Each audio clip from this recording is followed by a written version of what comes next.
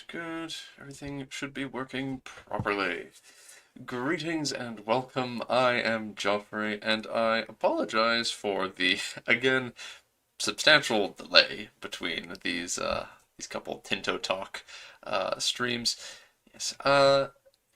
I somewhat also seemingly ignored the announcement of EU5, and I'm now getting an EU5 announcement, release date announcement trailer on my other screen right now.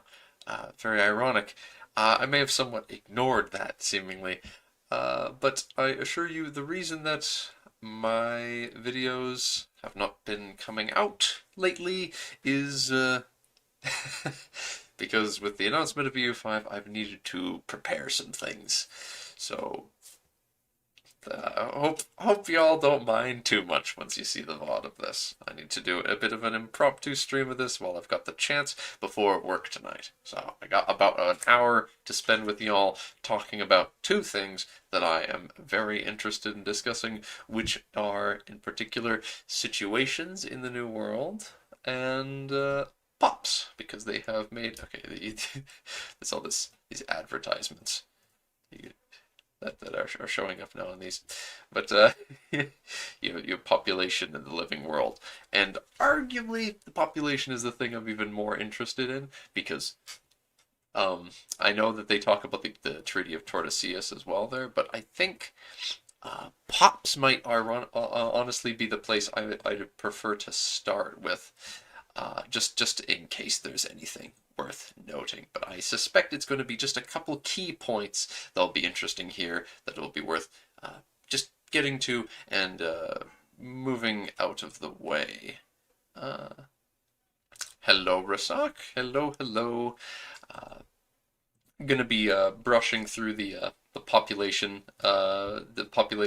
diary here, and then moving on to the New World one. Because I think what better to do right after discussing how populations work, because they've talked about it before, but I think it'd be nice to brush up on it and see what changes they've made just before looking at how the Great Pestilence works in the New World. Especially since when it comes to modding, for me, I am very keen to have a better understanding of how all of those things work. Especially when it comes to making my own diseases and such.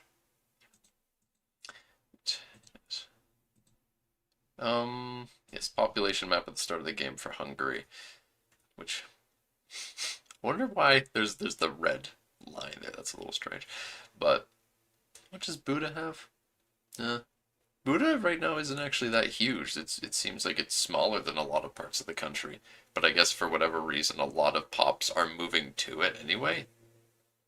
I assume it's the 107K. But I just every stream. The modding potential.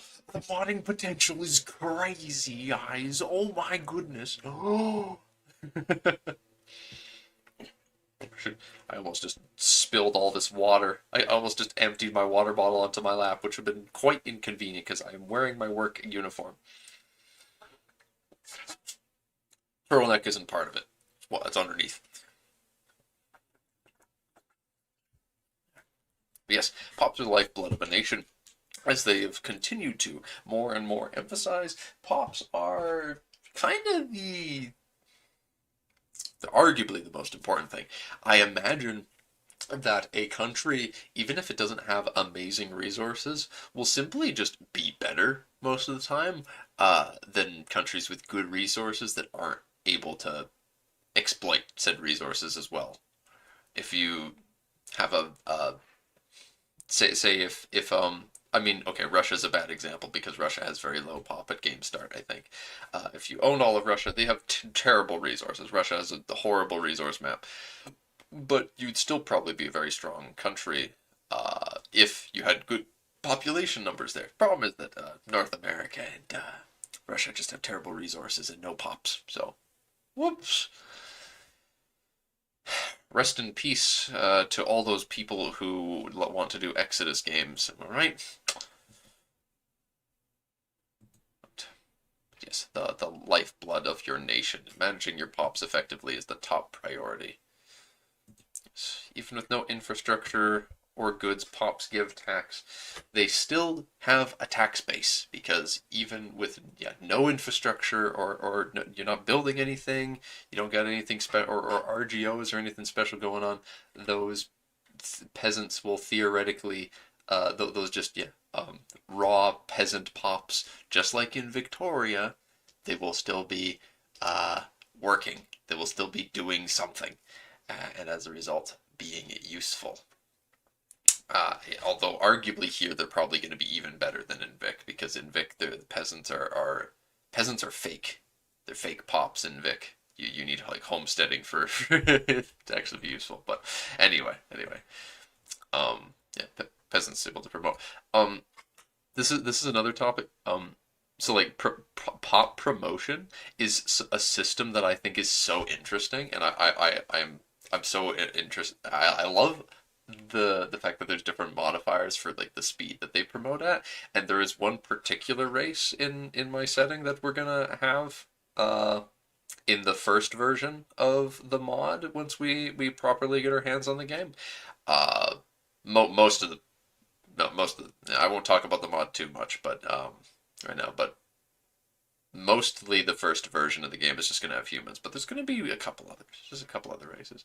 And one of those races is a race that is going to one of their modifiers that's a penalty is the fact that they have incredibly slow pop promotion speed because they are very caste based.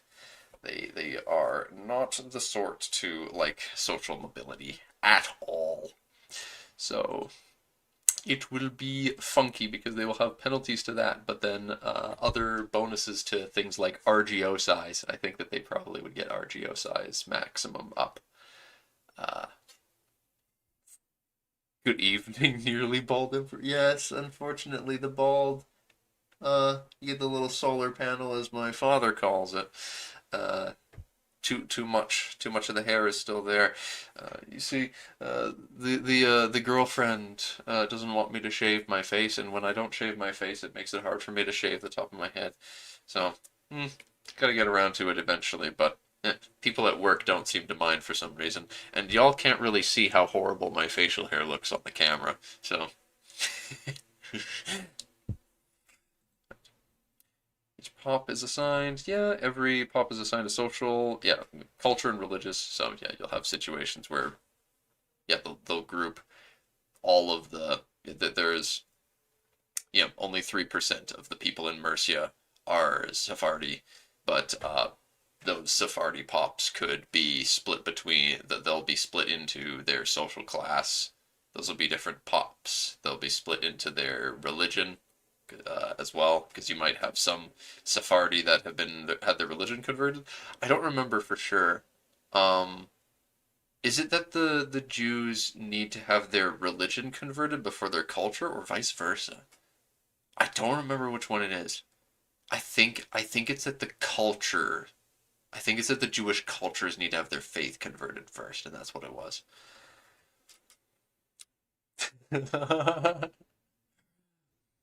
I, well, I'm sorry. I'm sorry to hear that you can't bully me, Eric. I apologize.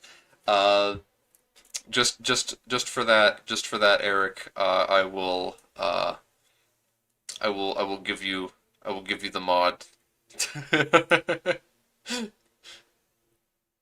I will close my display for a second and go to my mods folder and let you have the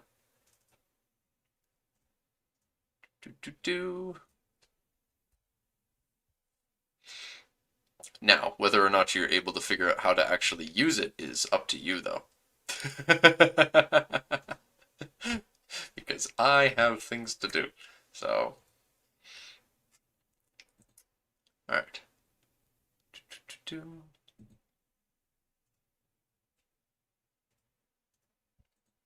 All right. Oh, there's actually some Ligurian.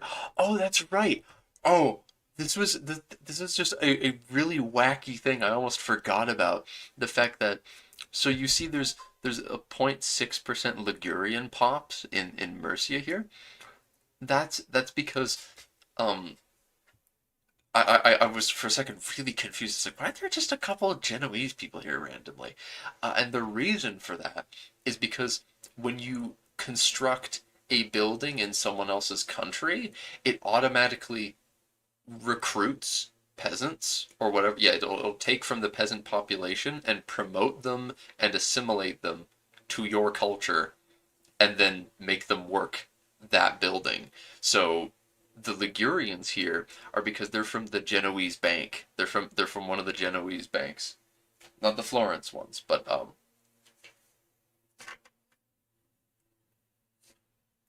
just gave it to Big Brain Simi.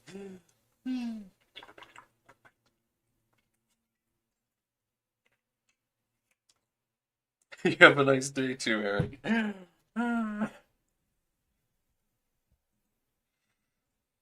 Peasants in Mercia. Castilian peasants in Mercia. Why does it show the flag? Andalusi Sunni peasants. Oh, because that's a rebel flag. Demographics.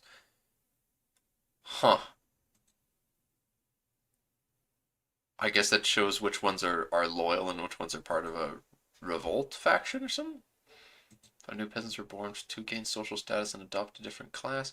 Two became peasants from losing social status. Rip. Class, yeah. Burghers and laborers primarily produce goods for the economy, and nobles and soldiers provide the defense, and clergy provide literacy. But their attributes matter as well. The more literate clergy will also be better at converting pops. Oh yeah, I didn't think about that. I remember that was a thing that they explained that there's some. I think Catholics are really good at having a very literate clergy, but I know there's a lot of different religions that have a ton of bonuses for literacy, which can be a little nuts. Encourage urbanization. Plenty of opportunities. Huh. So I guess the idea is that plenty of opportunities is just like because this is showing how many people are promoting to nobles. So I guess the idea there is that pops promote to nobles faster. They promote to whatever the pop is that needs promoting to faster if there is a distinctive lack of that pop. So if you have a policy in your government for recruiting more noble levies, then if all of your nobles get recruited into male knight levies and they get killed by English longbows in the middle of some place called Agincourt, then you will have your peasants pop promoting faster because there's just no nobles. So promotions in Paris mid-game. Average literacy of peasants. Yeah, the peasants are starting to learn to read. Ooh, dangerous. Pop system makes EU5 feel like a world simulator. Yes. Dynamic nature of pops extends their needs in response to player policies. Okay, okay. This is something I've been very curious about because I wanted to know what causes needs to change. So, essentials like foods, clothing, and luxuries are integrated into EU5's rework trade system. Oh, they're not going to explain it. No. I thought for sure they were about to explain how that changes, but yeah, they need to do a future dev diary to explain how the pop's needs change. I want to know. I really want to know what causes pops to gain demands for things because when it comes to making my mod, I really want to figure out where I can put the goofy resources that people really want and how I can affect the demand for said resources. Hmm.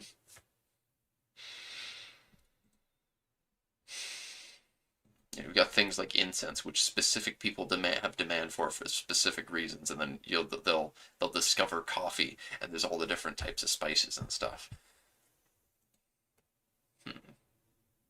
Surplus food and general prosperity, populations will grow. And pops can even be promoted to higher classes if the necessary jobs are available. Conversely, food shortages due to war or poor harvest can lead to starvation, shrinking your workforce and military potential. Hmm. cultural fascination for certain goods is an interesting concept for Vic. I don't think it's going to apply to this game, but I do think that the fascination specifically of like, oh, these pops of a certain culture want this more. I don't think that's going to apply, but I think there will be certain. I do think there will be some things like laws and religions that will affect what pops want. No, I don't think that EU5 has it. At least I think that there are some things like people of certain religions having less demand for meat when they're a religion that has restrictions on what kind of animals you can eat, though.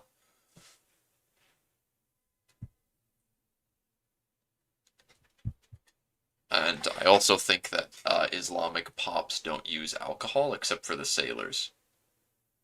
I think it's that only Islamic sailors use alcohol, but I'm not certain. We know dev increases the amount they want, so the more developed your land is, the more demand that your pops have for things. Okay, that would explain part of it at least. So they need to figure out that a good exists somehow, and then have development and probably literacy. I imagine literacy is also part of it. Huh. Interesting. Industry becomes more profitable. This is true. The more, yeah, that makes a lot of sense. That is starting to make a lot of sense now. Why, as the game goes along, industry becomes a lot more, uh, your industry and tax base becomes more powerful. Whereas in the early game, for most people, your trade is the most valuable thing because your pops don't have as many demands, and it's more so a case of you make money from getting access to rare resources or giving other people access to said resources. Uh, yeah, if you're the person who has the gold and making sure that other people get the gold through you, then you make money early game. But late game, the priority becomes being the person who produces the most armchairs and making sure that all of your pops have the armchairs they need so that you get the higher actual taxation off all of these purchases. Trades can only scale to demand, so more demand equals more trade profit. That's also true. The more that it is a natural consequence of industry becoming more profitable that trade also will become more profitable. It simply becomes a case of industry being valuable too, and that it aids in it. And we've seen that in Generalist's videos, of course, where when Generalist first got access to the game and he played as Korea, and he's relatively recently explained that he thinks that Korea has the best resources in the game. That he thinks they're one of the best starts. I think um, that when he's played them, he immediately delves into both industry and trade. So he starts producing all of these manufactured goods with the gold. So he mines the gold and he purchases the gold, and then he instantly starts building up his jewelry industry to start selling it, which just makes it more profitable. It's all very interesting. I am very excited to try messing around with it myself. It's the plight of the modder, though, you see, is that when the game comes out, I unfortunately need to play the game so I won't have time to mod it because I'll be too busy playing it for a bit. And that's very sad because how am I supposed to get a mod out soon if I'm too busy playing it? Very sad. What a terrible fate. I know. I actually have to play EU5 when it comes out.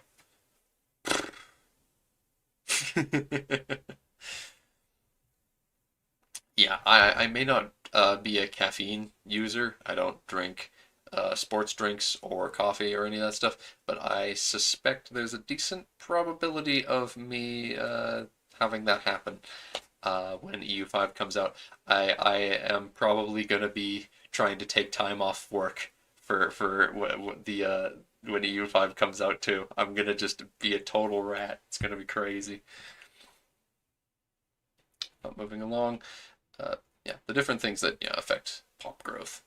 The rural settlement, I don't think that's as big. I'm pretty sure that the bigger a settlement is, like yeah, like a city has a higher pop growth, right?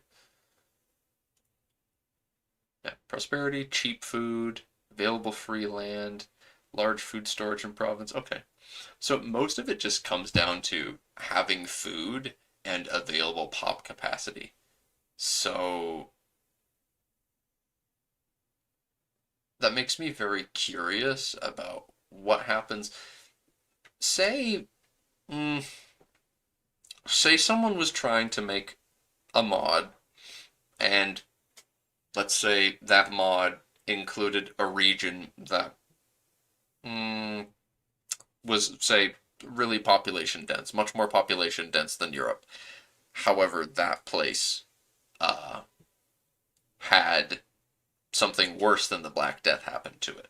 Something that kills off more people along the lines of the Great Pestilence. And uh, say that person wanted that to happen, but then also the game to still be functional later in the game, and that you can recover from it. My question would be if this hypothetical situation was happening where someone was planning such a strangely specific thing.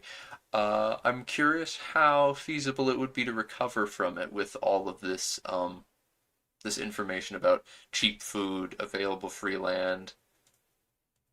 I kind of suspect that even though you get a bonus from having extra free land, uh, the food surplus happens because you have pops working food. So you're not going to have that ludicrous amount of extra food to increase the amount that your population grows by if everyone's dead. Hmm. Freeland, 100%. Oh, Eric, Eric, Eric, Eric. Why, Eric? Eric, Eric, stop giving me all your money. Eric, what do you want from me? I gave you the mod. What do you want? Eric, what do you want? Thank you. Eric, what do you want from me? What do you want from me? I give it a heart. I gave it a heart. There. Oh no. What do you want from me? God damn it. Uh, sheesh.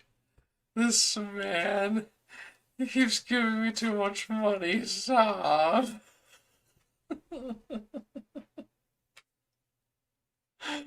Oh no. There are rules. No, no, there aren't rules. You don't have to give me money.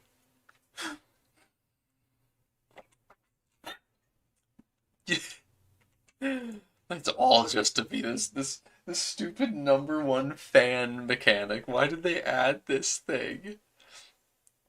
All this top fan.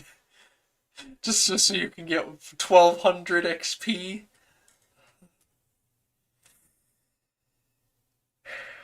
Joffrey's stream is an anarchy state. Anarcho-capitalism. Yes, we run by we run by the system of ANCAP here. Yes, yes.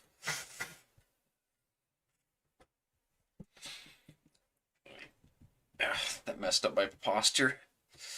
All right, God damn it, Eric. What? You give me all this. Do you want me? Do you want me to help you learn Vic? Do you want me to help you learn Vic, man? I can help you learn Vic. I've got tomorrow off work. I can help you learn Vic before the mega. God damn it.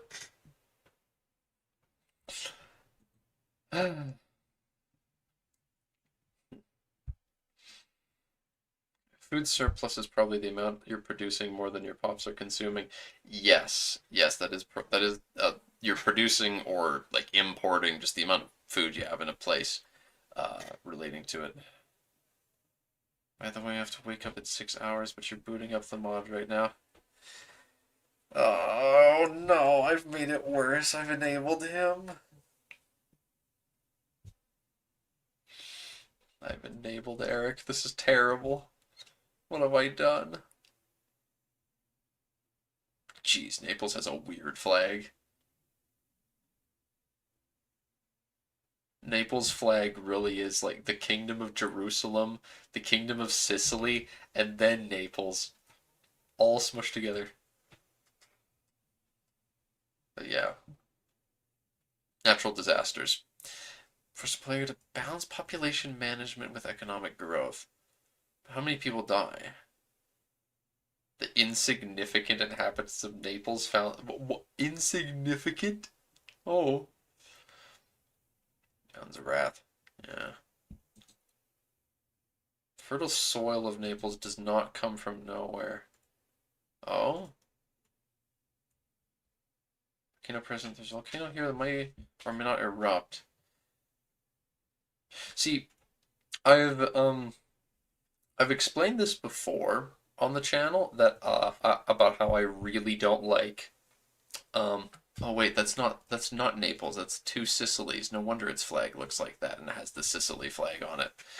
Um so I've explained before that I really don't like the farmland terrain and the way that it's implemented in EU5. So but one thing that I really do like about the concept, I do appreciate the notion of there being, there's sparse flat terrain, there's grassland flat terrain, and then there's good there's the extra fertile flat terrain.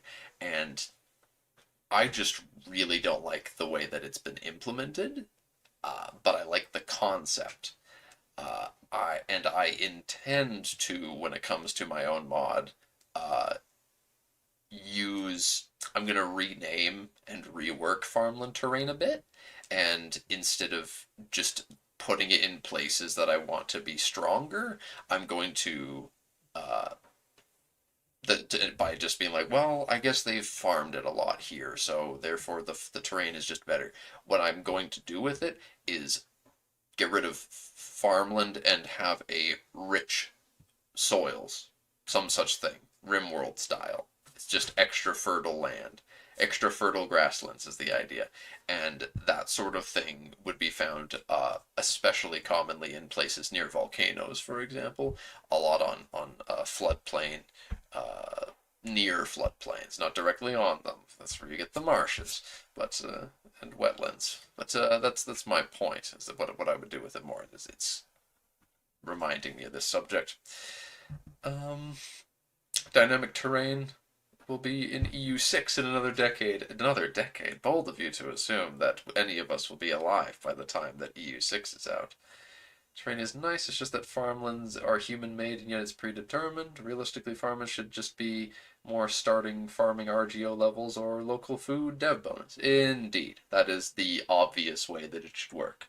The obvious answer is just if the place is farmed, uh, if it's a place that's covered in farmland, simply give it more farm RGOs. Just make it. Yeah. If it's all farmed up, then make it a grassland with lots of farms on it.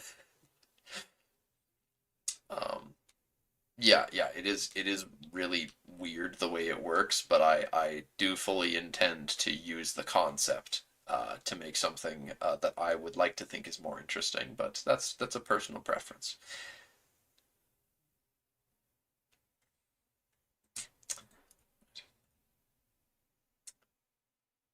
Hmm. But dangers map mode. Yeah, the dangers map mode. Navigate especially active seismic regions. Neglecting pops risks inciting rebellions while satisfying their needs boosts productivity. Happy burgers leads to thriving trade and content peasants result in higher food production. Well, there you go. You need the happy you need all of that because you need the happier peasants so that the peasants produce more food because if they produce more food then you get more pops and you need more pops for everything. Maximizing your population growth is going to be so important here. And I just heard from somewhere that in EU5 pops basically just don't move anywhere outside of their market. which is very sad to me, and I want to know if there's a way that that can be changed because I would really appreciate it if migration could be a little more dynamic than only within their market. I think that pops should like I because it basically means that pops are only moving from within one country to another. There are examples here of people moving, because markets will cross country borders sometimes, so they'll move from one country to another like that. But by and large, they don't really move elsewhere. And I I mean, somewhat that kind of think that does they fit should be able to a move lot of history. between markets in certain circumstances, and it's a little sad that they seemingly aren't supposed to.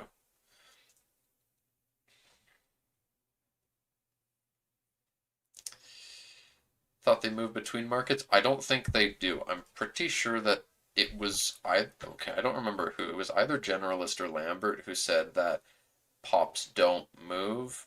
It may have just been talking with them on Discord. I don't remember. But one of the two of them was saying that pops, the only times they've seen pops move between um, markets, it was they think it was a glitch. So it's a market tide. Thought it was local range thing. That's what I wish. I wish that it was something that was distance because I think it would be really cool if you could have it something where it's like, all right, distance to travel. So you track because there's all this like distance to capital modifier stuff going on. So what if there was a system for just track, literally just use the distance to capital and track like, okay, if a pop wants to move someplace, can it like how far away is it, and then you know if it's within a certain amount of distance they'll move. Also, I've got no idea how pops move to colonies if that's the case, so it might just be that I am talking out of my ass, or that maybe uh, some pre-release gameplay just didn't have it working properly. So who knows.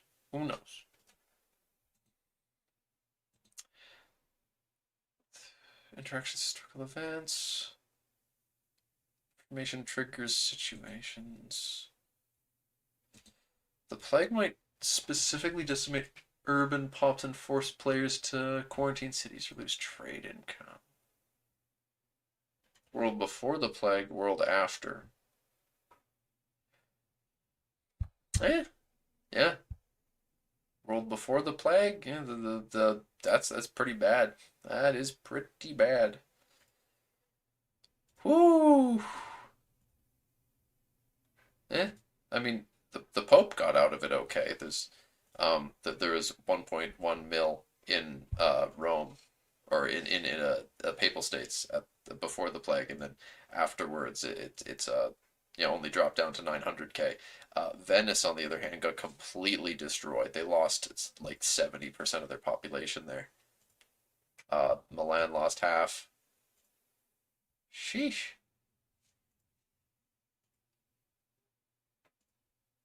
Not not good. Not good. But the Poles got out of it pretty fine, which is ironically historical. Lithuanians didn't really lose much either. Interesting stuff. Your lovely Bohemia. Yes, it lost so many people. Oh no. No, wait, it didn't lose 1 point. No, it just lost. It lost 900K. Okay, so it's still pretty bad, but not as bad as you thought.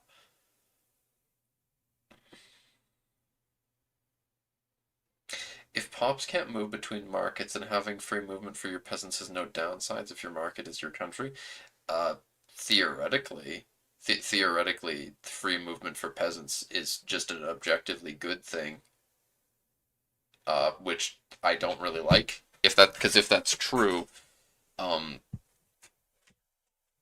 um, also yeah, I'd expect No. more numbers lost. But yeah, theoretically, if that's true, um, that peasants only migrate, or that like people only migrate rather within their own market. Uh, then giving your peasants freedom of movement won't even usually have any downsides because they can't really leave your country. They'll just move to different parts of your country, and that is an objectively good thing for you because if you have the ability to move them around your country, at least within your markets, it means that you'll be able to use migration attraction and try and draw people into certain places. Wait, why would they only move in your market? Yeah, the downside for free movement is that they could theoretically choose to leave. But if they just don't leave, they just move around within your market, then that's not bad at all. That's just a good thing. Hello, Joffrey.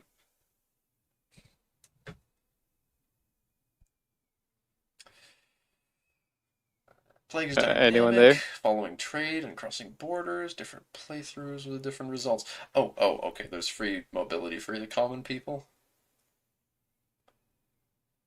Losing pops directly influences your gameplay, weakens you. You can randomize the spawn date, location, or turn off the plague entirely if you wish. Granting serfdom rights to nobles might oppress peasant pops, reducing their happiness while boosting the nobles' loyalty. Conversing freeing commoners could spark economic growth, but also anger elites. People are talking to me? What? Where? In... Oh, Nemcraft is in the call with me. Hello, Nem. Hello, Joffrey. Also, Eric DM'd me. Hello. Oh, are you streaming?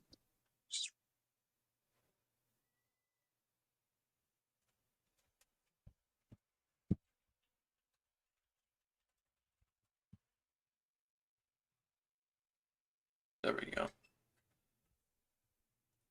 Yeah, Kyra had also pinged you saying that you didn't finish chapter 3. Okay, there's now Eden also in here. Everyone's coming in here. Hello, can you hear me? You joined for a while, but I ignored you? What? Were you talking and I couldn't hear you, Vector? Or is someone trying to talk to me right now and I just can't hear them? Hello. Eden, can you hear me? Nemcraft is trying to talk to you. Oh my god, my Has he just computer's on muted mute. this entire time? My computer is on fucking mute. Oh, Nem, that's rough. This is just an average Nemcraft moment being in this Discord. That's so rough, buddy. Vector, I'm so sorry.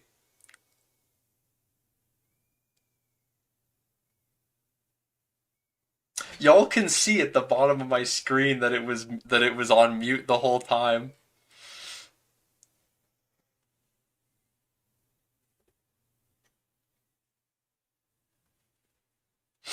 Oh no.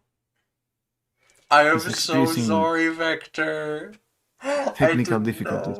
I didn't know it was on mute. Wait, you're talking to Vector right now? No, Vector's in the stream chat. He says that he joined here. Oh, so you were streaming? Okay.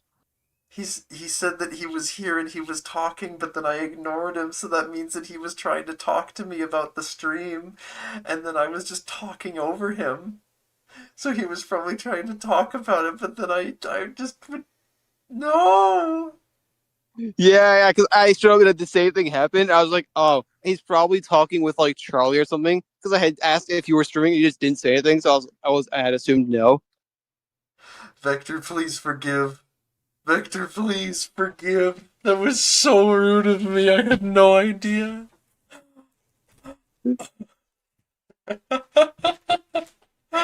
Oh no. Listen, Eric, I'm in a vulnerable place right now. I watched a very sad episode of Criminal Minds. Don't. Forgive me. Hello, Vector. Criminal Minds is pretty good. I haven't watched it in a while though. I was watching that with Charlie earlier. But no, I was talking to the stream chat. No, I wasn't trying to ignore you. Why are you called Joffrey the Planter now? What's the lore behind this? There's no lore. We are on stream, so let's keep it focused on the topic. Yeah, my bad. What is the current topic of discussion? We're discussing pops. Oh yeah, I was asking earlier, Joffrey. Why are... Yeah, I remember what I was going to ask. I was asking earlier, why can't pops migrate outside of a market? I don't think so. We aren't sure on this, but some of the YouTubers have said that pops don't move outside of the markets they're in. I'm waiting till I get more solid confirmation on that before I draw too hard of conclusions. But even if that is a restriction, For most pops, that's actually kind of checks out. For most of human history, 95 to 99% of people did not leave 40 miles of their birth. So, Well, here's the thing: not if the you end can of the make the world. market bigger, that means you can get larger migrations, right? That's true. If you'd let me finish my thought, but even taking that in, I would prefer if there was at least the option of longer migrations. And I feel like if it isn't something that's available right at the start for whatever reason, that's something that Paradox will aim to get working at some point.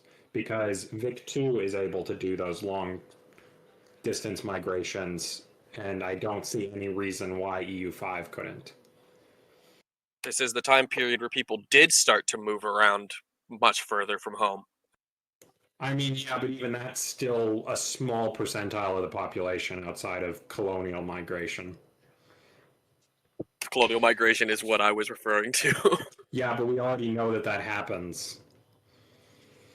Yeah, colonial migration would be covered under the same market.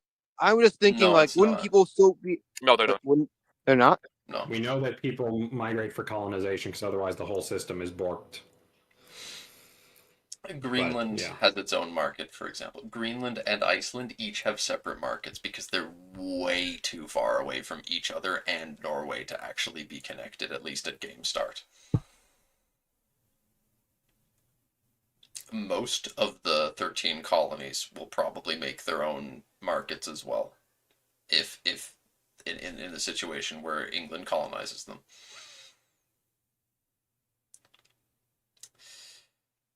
And yes, Eric, it does in fact look like rain's coming soon. Other Eric, because there's two Erics. Very, very convenient. Compare migration attraction inside the market and then compare with neighboring markets. Well, that's very very complicated then is the idea because then you have to worry about what is it just adjacent markets? How far is too far?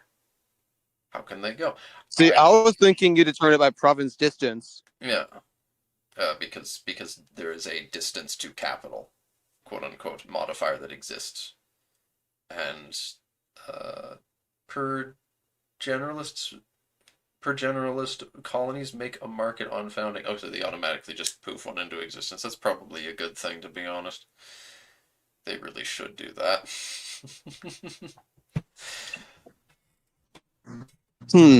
So I guess this would encourage then making 13 separate colonies instead of having one big colony, because if each one gets its own market, that means they'll all each individually have stronger control. So you won't just have the provinces getting stolen. Yes, I very much would prefer when I'm colonizing personally to make each colony that I found its own tag, so that they have better control. It's more tedious to manage, but I think it would be more effective overall. But here's the question then.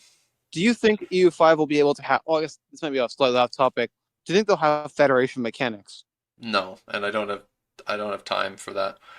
Allowed to pops. Oh, Idea if allowed to pops should want to move to areas that have a lot of food and jobs, except yeah, theoretically you could see something like that happen if pops have freedom of movement, but I'm no expert on the subject, and I don't want to linger on this for too long because we'll run out of time. And I did hope to at least talk a little bit about the New World situations. they have situations? Situations for the New World. AKA everybody is about to die. AKA those ones. everyone's Okay. about to die. Yes, cultural, religious, average literacy in Venice. So the literacy in Venice, you can look at, this is like, yeah, the tag, not that's just the location.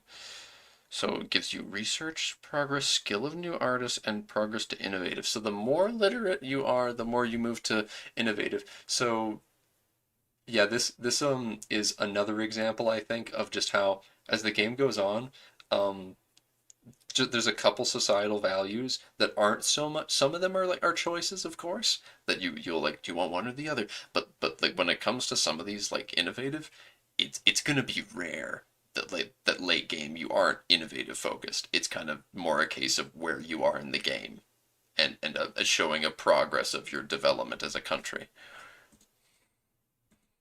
Also, there's a character's number. That's interesting. Huh. Onjuvan culture. Oops. Assimilation. Assimilating lower two. Promoting a state religion might help to unify pops, but will certainly alienate minorities. Assimilation is possible. It is slow and costly, but you gotta convert the culture. Vector sent me a screenshot earlier. I assume it's in here. It's in the comments. Oh, it's in the comments. The one of like a late game screenshot where the Byzantines have converted all of Anatolia back to Greek, and the Balkans are Greekified too. Strong Hellenization. Yes, with the random Prussians in Crimea, and the Mongols have somehow spread all the way to the Golden Horde. Well, that's because the Golden Horde is a Mongol culture tag.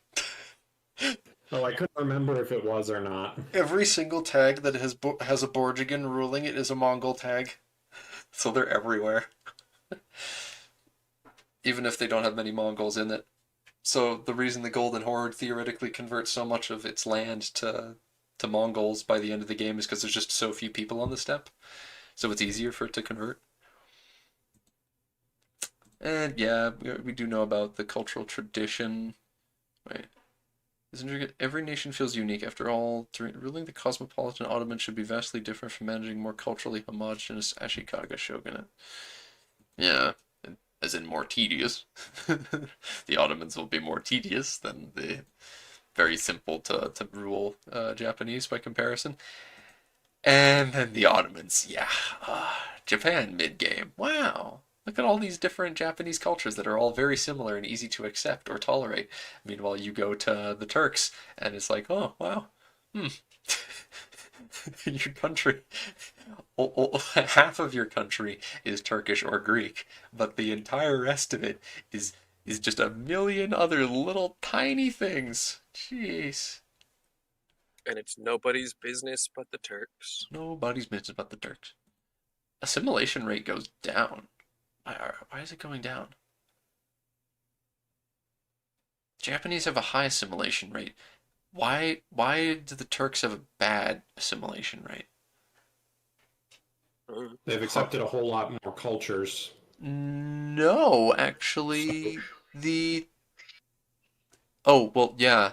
Yeah. So they accept a lot more cultures than the Japanese do. So they're going to push to assimilate instead of accept foreigners. But the contrast for that is, for accepted cultures count towards your coring capacity. You know, you can core regions with accepted cultures. So Japan might get a faster assimilation rate in its provinces, but it's not able to core, Korea because it doesn't accept Korean. The thing that's curious about that to me is I had figured that the accepted cultures, like your cultural capacity, would be a case of if you go over, like you'd be able to stretch it, like go over that limit, and you get penalties, such as lower assimilation rate. But I feel like this is very natural, okay. because it basically means that large multicultural empires that focus on accepting, because you can't really assimilate accepted cultures, results in the entire state assimilating people. Whereas cultures that are exclusionary by nature, say Japan or what have you, push for cultural conformity instead. So the idea there being actually that makes a lot of sense, because the yuan, for example, has a ton of extra acceptable culture capacity, but because of that, since they are accepting so many enormous Chinese cultures, they're basically not going to be converting anyone to Mongol culture, because even though Mongol's their primary culture, they're going to have so much accepted cultures that they just aren't converting anyone to theirs. Yeah, and how much capacity these accepted cultures require depends on the relative size of your cultures. So Mongol is a tiny minority in Yuan, so all of their, except the Chinese cultures, are going to take up a ton of capacity, which is probably going to hit them with an even harder assimilation rate penalty. I really like this. Thank you for helping me get to the logical endpoint of why the numbers here are popping up, Vector, because yeah, that makes a lot of sense and forces you to, yet again, part of the reason that I think EU5 is going to be such a fantastic game, and I don't think it needs the mission tree, is because there's so much of the game includes stuff like this, where you will look at your cultures and you have to ask yourself tough questions. You have to sacrifice something for another, and you'll have to look at the map.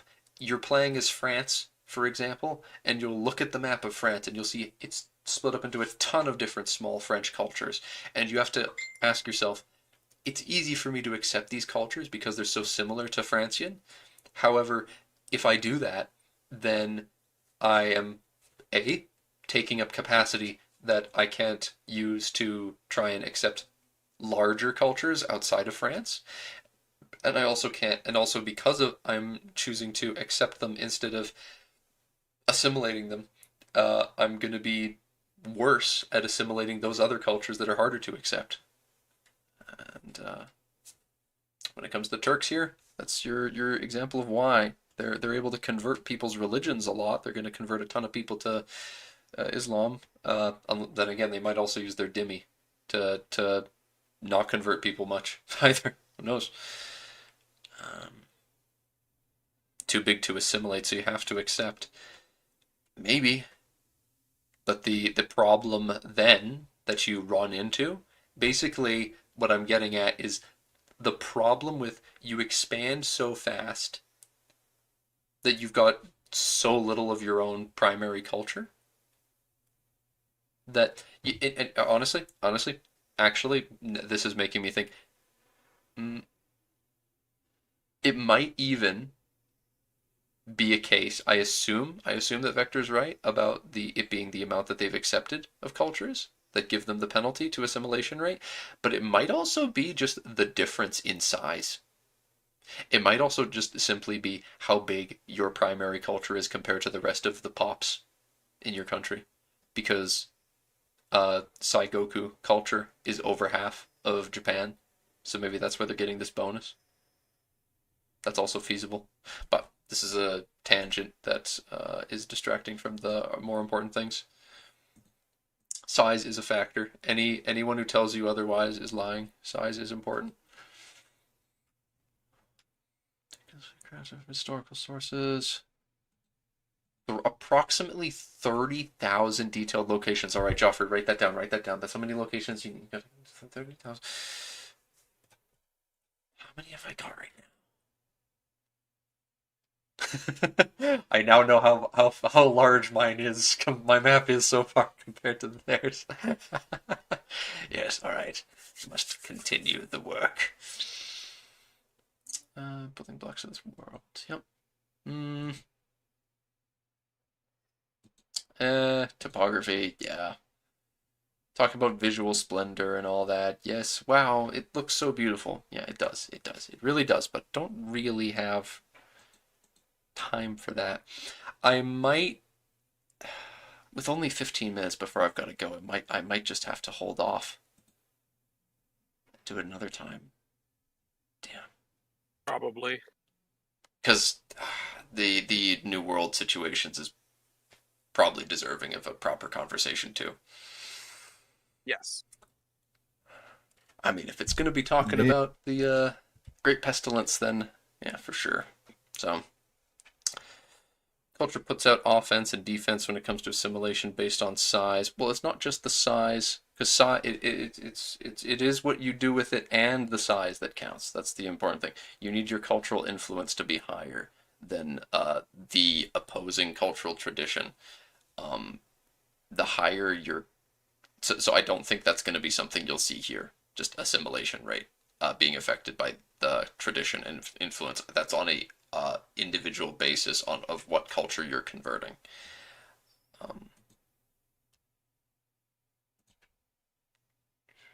Provincial food, none. We got no food. Why they got no food? Uh. Oh, I forgot about this.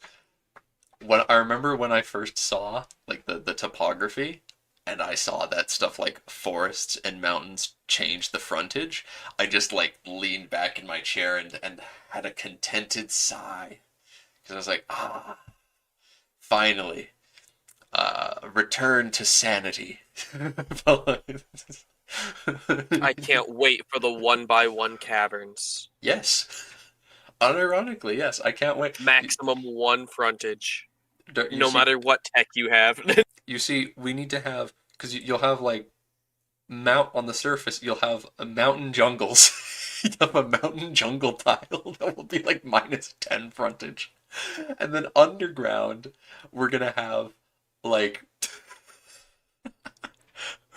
so you will have underground, and you'll have caverns, but then we need another one that's like cavern passageway. That's like the like a mountain pass basically, but underground. So you need like a cavern passage that's like a tiny space, this tiny tunnel that we have like connecting the different pockets of underground land, and then in there you'll have just a tile that's fungal forest. Tunnel system. So it's just tunnel system. There you go, tunnel system terrain, and it just and its vegetation is fungus. So you have to like no frontage. You need to bring in the best admin character to lead that army possible. Otherwise, you will have one guy on the front up against your enemies. Wow, mountains. Yeah, mountains are absolutely dreadful. And I really hope, I want to make this clear, I really hope that it's possible when it comes to modding to make certain tags have bonuses in terrain, because you can do that for units. So I'm very much going to have racial units that we can add that will have bonuses and penalties to different types of terrain. That's very interesting. But I also want to have I want to see if we can make tags specifically just be like mountain better for this. I don't know, but we'll have to see. Because some people should make mountains just fine, honestly. Really recommend checking on the part they explain the partition of the new world. We're gonna have to talk about that another time. I'm sorry, because I just haven't had a lot of time lately, and this was just me suddenly realizing like I've got an opportunity, so I'm gonna do a stream spontaneously. Abyssal trenches and reverse underground mountains. Eric, once I've properly announced the mod, I will talk about stuff like that more at some point. There is in fact a place that we will eventually add that has quote unquote underground mountains. So yeah. I also do like the idea of a terrain type that's an underground, so it's an underground cave, but then it's like just a hole. Yeah, a chasm. That's interesting. Losing on a fort no longer gives siege progress, so elite armies taking mountain fort battles is now a real strategy. So you have a very small elite army that just holds the mountain fort, yeah. Because even if you lose the battle and need to retreat, as long as you're dealing those casualties to your opponent, you can just recoup and come back, yeah. Because yeah, mountains are going to be dreadful, and it's something. Whenever stuff like this comes, like you get more information about stuff like that, and when we actually get our hands on the game and we start building the mod and we test out stuff, we're gonna want to actively change stuff for. We're gonna want to actively. Gotta wrap this up. We're gonna want to actively make changes to things like our own map, even as far as balance goes, because that's gonna be more important. The end of the Inca day. are going to get mountain dev growth bonuses, right, Paradox? They're not just going to be in the worst spot on the planet, right? Arctic mountains, right? I did see that. Yeah, it's all Arctic mountains. It looked horrendous. Cold, arid, and Arctic. Dark. It's They have some coal On a mountain. Yes. They get bonuses, right? Paradox. They have some buildings, I think, at least. Don't know. Okay, they're probably just terrible. But I think they have some buildings. Maybe that's something to look at later. We can double check. We can double check stuff like that. But I am curious if there's a way that we could theoretically give certain tags that are certain different races for ourselves. I mean, we can't fix Paradox's mistakes, but I mean, you theoretically can do for cultural us. advancements that are unique, I believe. Yeah, cultural, yeah, stuff that's unique to culture. So you give it to all cultures of a specific race, and then they can start out with some, and they can get more later on as well. And that's a way that you can probably do the racial bonuses and penalties kind of things. But what we don't know for sure, I don't know. People can correct me, and if anyone watches this VOD and knows the answer, please do comment afterwards, because I don't know for sure. I would really like to know whether or not there's been any place that we've seen like an innovation or some sort of tech, for example, that just says bonus in a terrain, because I don't think that's possible. I do not think we've seen that, but I really want to know if that's possible, because I know that there is modifiers somewhere in the game for making for terrain. It's almost I think I've only seen it for armies, but I'd really like to know if it's possible for when it comes to modding, just to give certain tags just bonuses and penalties. Just because there's a lot of ways we really want to use that. Huge if true. Yeah.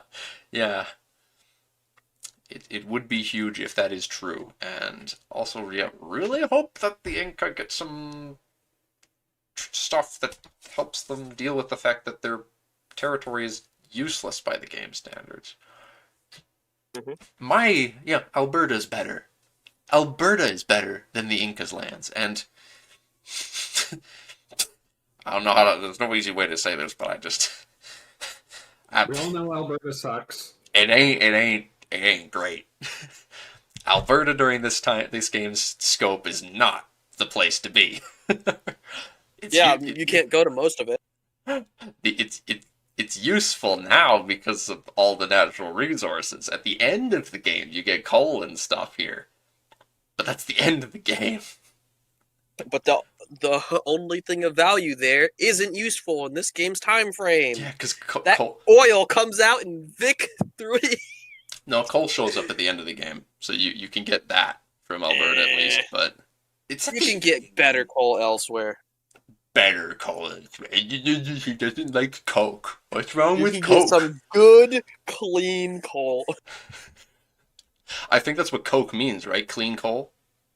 What industrial center needs coal from Alberta that can't get it more close by? I'm sorry, I can't yap more.